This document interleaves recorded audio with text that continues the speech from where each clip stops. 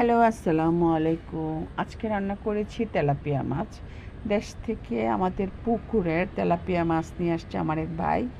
চমৎকার! দেশের তেলাপিয়া খেতে একটা আলাদা টেস্ট। ঢাকার তেলাপিয়া চাষের তেলাপিয়া, তার জন্য এটা খাওয়া হয় না আমাদের। দেশ থেকে আনলে অবশ্যই আমরা খাই। যাই হোক, প্রথমে পেঁয়াজ দিয়ে রসুন বাটা দিয়ে ভালো করে তেল দিয়ে ভুনা করে নিলাম। দিলাম হলুদ বাটা, হলুদের গুঁড়া, মরিচের গুঁড়া, ধনিয়ার গুঁড়া দিয়ে একটু পানি দিয়ে ভালো করে নেড়ে চেড়ে আস্তে আস্তে প্রথমে মাছগুলি আমি ভেজে নিয়েছিলাম, তারপর আস্তে আস্তে মাছগুলি দিয়ে দিলাম। একটার উপর একটা সুন্দর করে দিয়ে দিলাম ধনে পাতা। এই ফাঁক দিয়ে আমি একটু শুটকির ভর্তা তৈরি করে নিলাম। হ্যাঁ, যাই হোক, আলহামদুলিল্লাহ। Thanks for watching my video. আল্লাহ হাফেজ।